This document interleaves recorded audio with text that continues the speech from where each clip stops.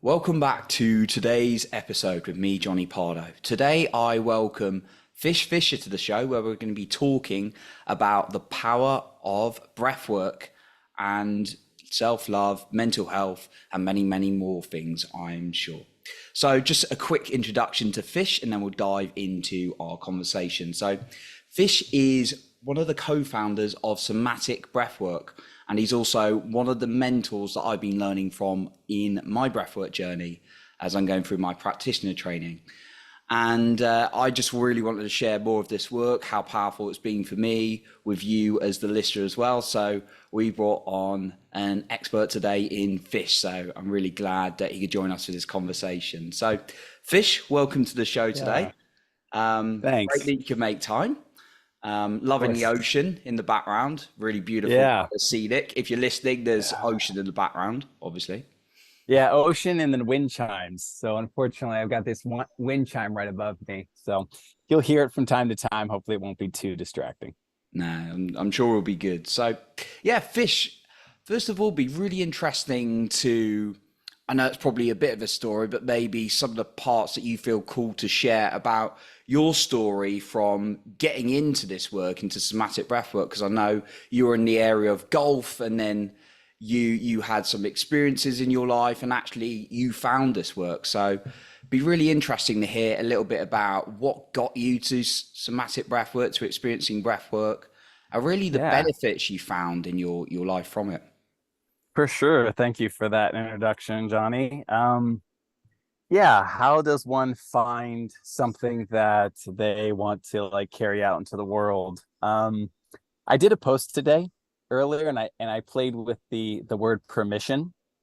And I was posting it and I spelled it wrong. I put pre-mission, Pre, instead of PER. And I just reflected on that for a moment. I really think that what gave me the largest catalyst to bring this mission into the world, pre-mission, what happens before you bring a mission into the world, is permission. I was given permission to feel emotions that I had bottled up for 2 decades on the PGA Tour. Mm, PGA Tour is a place where you don't really feel emotions. That's just not something you show. You have to be cool and calm and collected and in control the entire time. There's millions of dollars on the line. So ultimately, I got an awesome opportunity to be hammered and humbled by life. And it put me into a spiral, a great loss in my life. Was in a relationship and that ended in very, very abruptly. And for sake of, the details, there's plenty of podcasts where I've talked about that, but without getting into that and moving into mission oriented, like education, it put me in a state that I just couldn't get out of. And I found myself debilitated and in mm, a stuck state for months. mm, And I was ultimately suggested by a friend to attend a emotional release breathwork session. Truth be told, he really wanted me to pay for him. So it was like a 2-for-1 kind of special. And so he brought me along, but ultimately he knew I needed it. And really, out of all the things, now that I look back in retrospection, even more than the breath, even more than the emotion that was moving through me on a somatic level, it was the practitioner at the time, Stephen Jaggers, who gave me permission to feel what I needed to feel. I've always had the capability of feeling what I need to feel, and I've always had the capability of being with my breath. But actually having someone give me that permission was the Kickstarter and my ability to have pre-mission, to bring something that I really believed into the world. And I think that's what a mission is. A mission ultimately is something that you find that really helped you, and then you build a new mm. growth adapted pattern from that, and you can't help but share that with the world. It would be selfish not to. And so that's really Mm, the origin story, or at least a piece of it, of how I found myself involved in growing this movement, standing behind it, and pushing it to the world in a heart-centered, felt way. mm, beautiful. I love the permission pre-mission.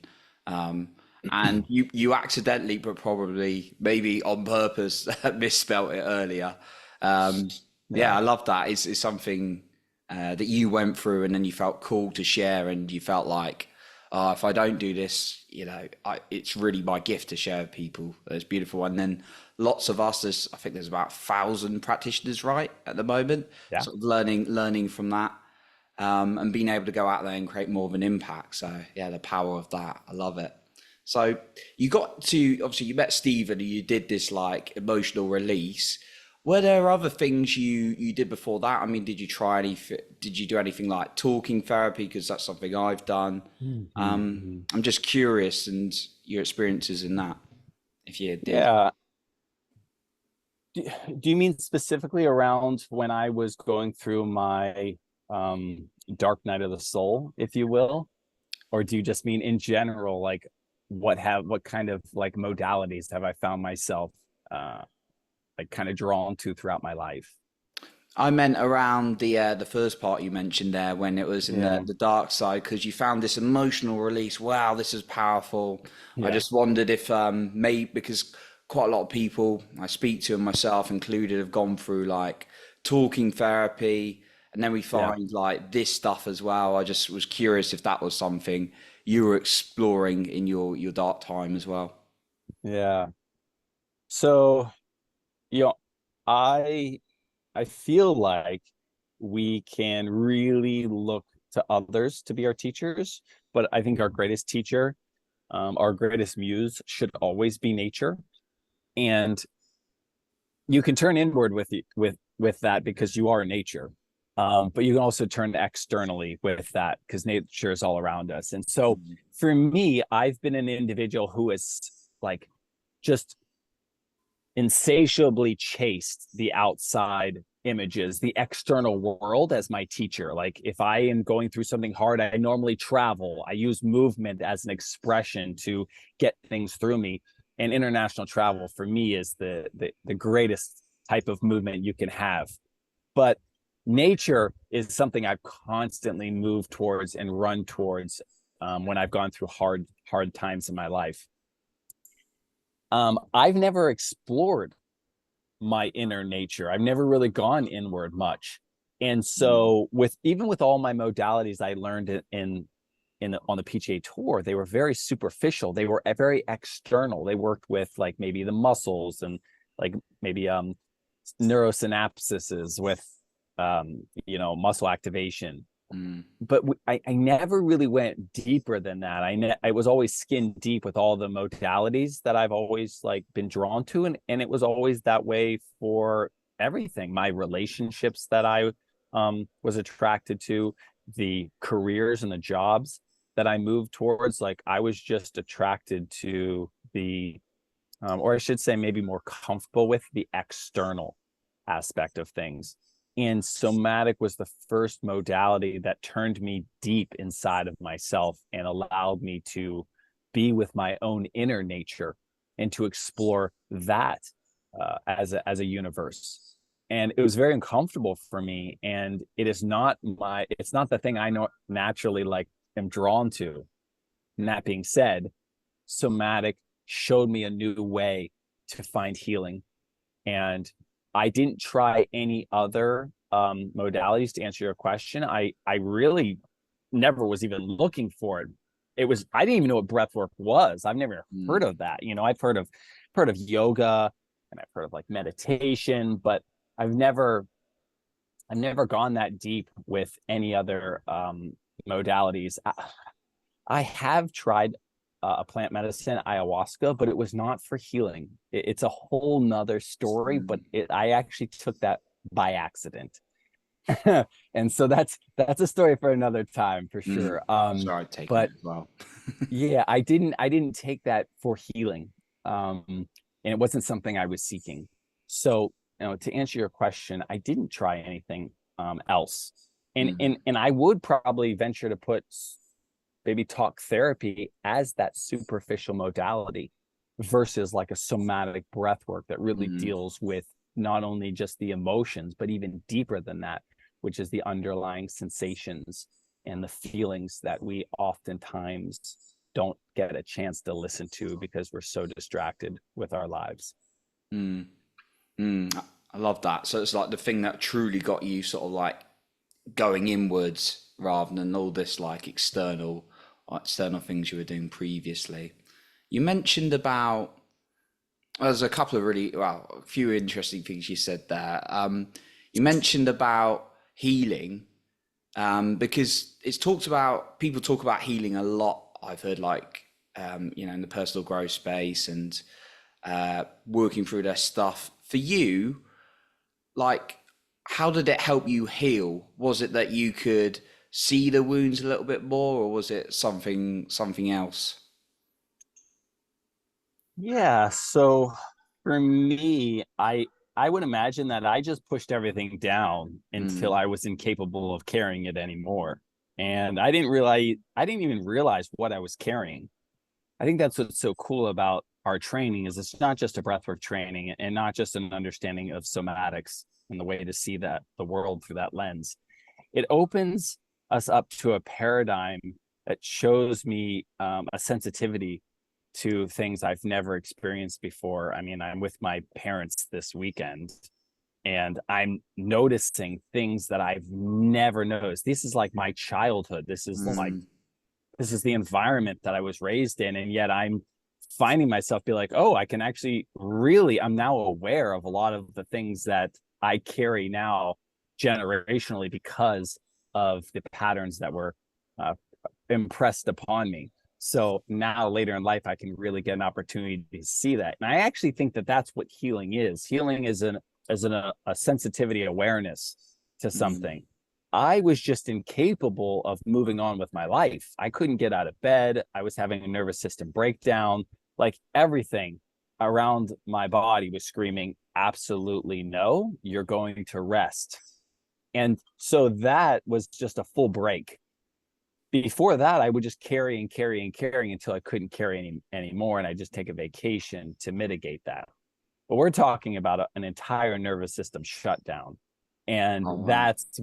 that's when the world Mm, flings you to the other side and forces you to look at the things that you haven't been looking at. mm, wow, powerful. And you mentioned about um, relationships, all kinds of relationships as well, where a certain way. How did you find? How have you found that breathwork's made an impact on your relationships? Hmm. Yeah. Um,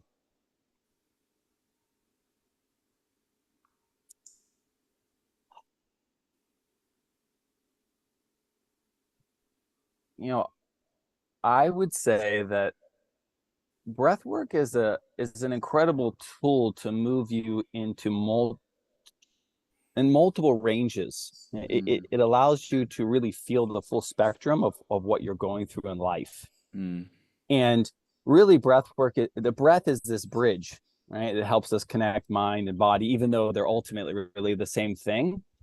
This breath is this gentle reminder. It's this like gentle massage that continuously comes out and it moves through us. And there's questions whether or not we're being breathed or we're breathing. And what that does is that breath being as gentle as it is, it's more of a whisper. You have to really tune in, you have to really listen. It creates an incredible dynamic and an incredible relationship with myself. mm, And the quality of our relationships in life is a direct relation to our relationships with others. mm. It's really going off right now. So hopefully I that's can't hear not too anything. distracting. We're all good. Okay, good. I'm glad. Maybe you can clean it up in audio, but I've got a whole symphony of wind chime in my left ear. But No, not um, not a trace. okay, amazing.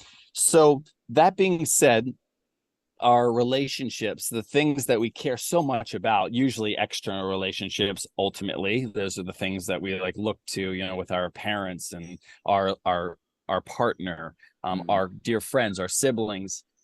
Those are such an extension of the quality of relationships within inside of ourselves. mm, And you cannot like bypass that. And it's also something that's not visible. So it's really challenging to see these relationships, to see these patterns. Even when even when I was back in the day working with like a lot of physical dysfunctions, I could see the physical dysfunction in real time, and still that was challenging to work on the patterns to fix that. This isn't necessarily like it's more intra, it's deeper, and it's a lot of times emotional, and these are patterns we can't see. So it's really challenging to fix or to work on something that we cannot see. We mm, have mirrors, right? It's one of the many things that we've had in the last couple 100 years that's allowed us to see who we are, where we are. When I'm training in the gym and I'm working on a lot of like uh, basically neuromuscular facilitation between my mind and my muscles, I use a mirror to give me that feedback so I can really see what kind of posture I have.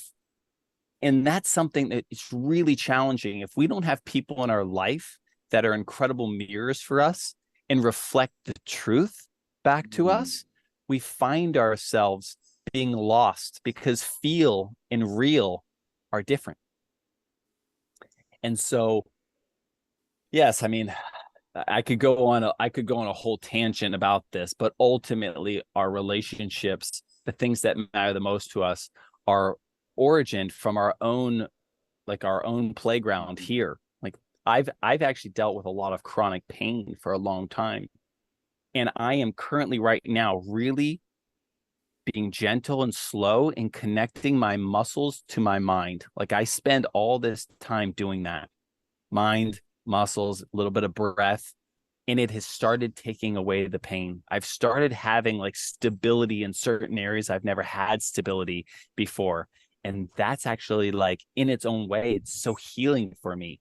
Even just connecting with my body isn't just healing my relationships, it's actually healing my physical being, which indirectly is going to, of course, heal my relationships. But it's a long-winded way of saying the most important relationship is the one you have with yourself. And mm, depending on what you're struggling most with, that's what you have the ability to pour into. If mm, it's pain, if it's emotional heartbreak, you have the ability to really go on that healing journey, aka fall back in love with yourself. mm. I love that. Like coming back to yourself and then seeing that actually relationships in our life are a mirror to what's sort of going in, but there's that opportunity to connect with ourselves deeper.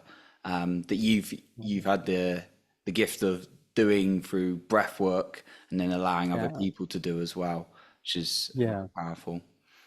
I With mean, Johnny, how many people mm, care so deeply about love and have never one time in their entire life written a love letter to themselves? mm, Like, it's shocking to me. The thing we seek is inward, and yet we never build a relationship with it. I had a girl message me in my DMs, and it's a place that I actually love to show up for other people. And mm, she just basically asked a question. She says, how do I get rid of this loneliness? And I was saying, cultivate a relationship with silence and stillness. mm, Because if you don't, you're left with loneliness. But if you can cultivate a relationship between stillness and silence, you're left with solidarity. mm, It's not that loneliness is a feeling that you're feeling like alone. And solidarity is a feeling that you actually feel stronger and more empowered when you're on your own. mm, And there's just such a fine line between those two. And really, it comes down to your ability to cultivate a relationship with what you do in that space and what you cultivate a relationship with, whether it's love or whether it's silence or stillness. Mm. Super interesting. I'm glad you're able to help that girl in the DMs in that case as well. It's super interesting. I see the pattern as well. I've seen it myself many times as well. Of like, I just can't find like the right person, or even just like, people have maybe people put them down in their lives and they're like, oh, why does everyone do that? And then, Mhm. that mirror can actually be empowering because you realize it comes back to you and what you do on yourself, right? And then and exercises like sitting with silence, not easy, especially in like UK or the US. I know, speaking to many people in the US and speaking to many of my friends obviously in the UK as well, it's always like go go go go, very encouraged. So that silence is it's a very difficult one, but a very beneficial one. So I'm glad you guided her towards that. Of course, of Powerful course. one. So yeah, fish like breath work. Just coming back to that, there's quite a lot of breath work like out there, and if you go on like YouTube, there's like you got your Wim Hofs, very successful somatic breathwork channel with over 1 million subscribers, I believe, as well. That I was using, and uh, helps me, wake up in the morning, but also helps me gently go to sleep as well. Some of those playlists, Yeah, I really, love with that. some of the amazing mentors on there and various practitioners that are recording those, very like soft and calming voices. So someone who's like looking to start like breath work and they're just like, where do I begin? What guidance would you offer them? Maybe just a short practice? Would it be a longer one? Just, I know in this day and age, it can be quite overwhelming when we're looking into something new. Yeah. Well, I think it's important to realize that all breath works are not created equal, Mm, just like all yoga classes are not created equal. mm, We have to know our goals and we have to have an understanding of what we're trying to achieve. If I'm looking to build community, or if I'm looking to just maybe go into a nice yin stretch and just hold it for a couple minutes and mm, relax and settle into that. If I'm looking to go for like a quick power weight aerobic core yoga mm, class where I'm sweating, or like a hot yoga class where you're dripping with sweat, that's very similar to like the Bikram. There's different types of yoga because we as humans need to know what we're stepping into. It gives us safety and comfortability. It's one of the reasons we just don't showcase movies and ask you to come see those. We actually break them down into categories. mm. We don't know where you're at. So, and I'm saying we as if I'm like running Hollywood, but the movie industry doesn't know where you're at. Mm, So what it's saying is, hey, are you in a place where you'd like to laugh? If so, check out the comedy section. Are you in a place where you're looking to fall back in love? Are you looking to laugh and also watch a love story? And we'll call that a rom-com. Are you looking for drama or horror? What emotion are you attempting to tap into? And I think that's a really great question when it comes to breath work too. What are you looking mm, for? What do you what would you like to have in your life? mm, If you can like settle into that and what your intention is on that, you know what direction to move into with breath work. It might be performance based. You might be an athlete who's training for the Olympic Games or something that's really important to you, and you want to use breath as an opportunity in performance because like an exhale can give you an extra added power. I'm a mm, pickleball player, so mm. hitting a I shot see. on an exhale gives us the extra power. Or it could be an emotional release. And somatic's a great tool for that because it really allows you to tap into their feelings and your sensations, and also the opportunity, not of those realizations, but those can actually materialize into emotions. So when the invisible that we constantly every day don't get to see becomes visible, the emotion, we can start working with that. And so if we know what direction we want to go, we can know what type of breath work we want to choose, whether Mm, it's a slow breath work like a Buteyko, or whether it's a fast breath work like holotropic, or if it's a middle ground like somatic, which finds itself with both of those baked into it, kind of very similar to yin and yang being combined. mm. Very powerful question. Thanks for bringing So that one up. Yeah. yeah, it really depends on where you're at ultimately, more so than, hey, start with this, Mm, smaller journey and build up to it. I think there's value in that. I didn't do that. I was in a time period where I had carried so much for so long. I mm, was ready to move that through. mm, And a full journey session, which is an hour long, was perfect for me. I actually did 5 of them in about a month. I think I did about 5 sessions. And then I took space. mm, Then I traveled. I went to the national parks where there was nobody. I let myself be held by Mother Nature in all of her vastness as the greatest space holder. And then ultimately, I wrote love letters to myself and fell back in love with me. mm. And that's that's a healing journey that I believe, if we're fortunate enough, we get to experience in this life.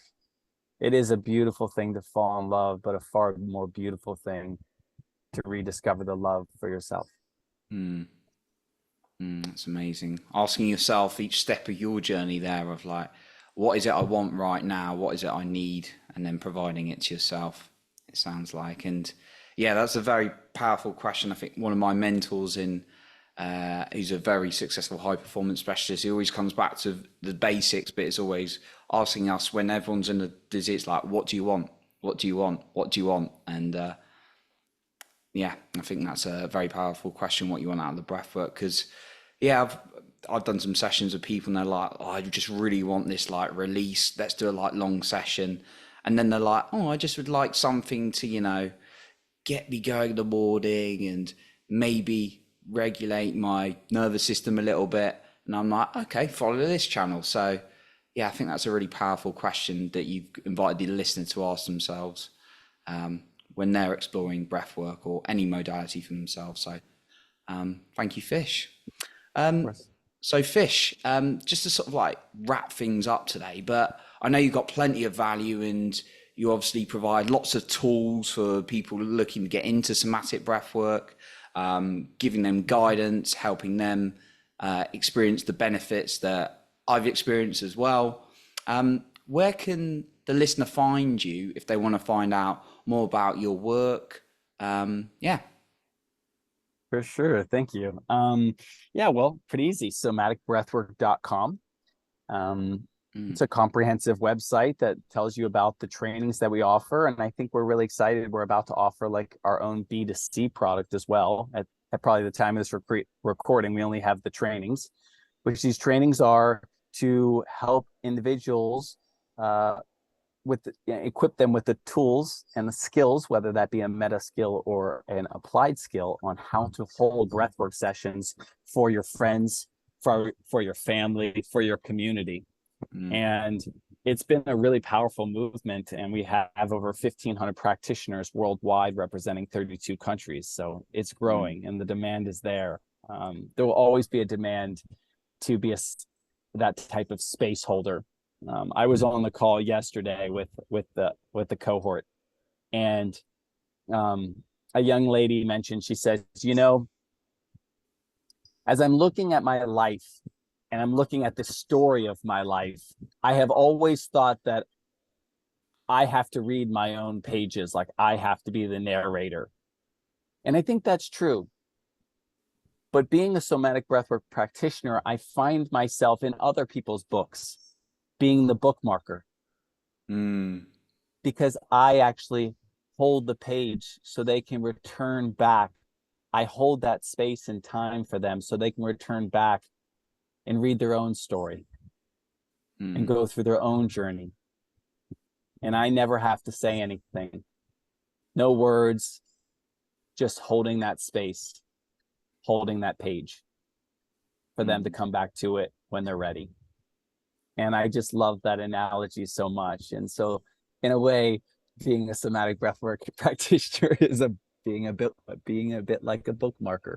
mm, We teach how to hold space for someone, how to step away from a fix it mentality, mm, and and a multitude of other things. And I'm excited to be on releasing this like B2C product as well, because it will be our um, our path for people stepping into their own healing journey. So it's really, really exciting for that. But as far as our channels, somaticbreathwork.com, somatic release is our Instagram handle, and our YouTube channel, I believe you can find it by typing in somatic breathwork on YouTube as well. Yeah, some great practices on there that it can ease people into sort of this work as well, like 5 to Very 10, much. 15-minute plus sort of exercises. So no, thank you, Fish, so much for coming on today. Appreciate you for being here. Yeah, thanks for putting up with the wind chimes and the wind at my parents' house. So I thought I was equipped to travel, but to be honest, I have a little light here. I have my little tripod here. And although I brought it all, none of it was able to work, but we made it work. Yeah, we did. Sometimes life changes things on you, and you got to be able to adapt, to find a Awesome. new adaptive pattern. I do appreciate you for having me on, Johnny. Thank you. No, thank you. So that concludes our episode for today. And remember to lead with your heart and not with fear.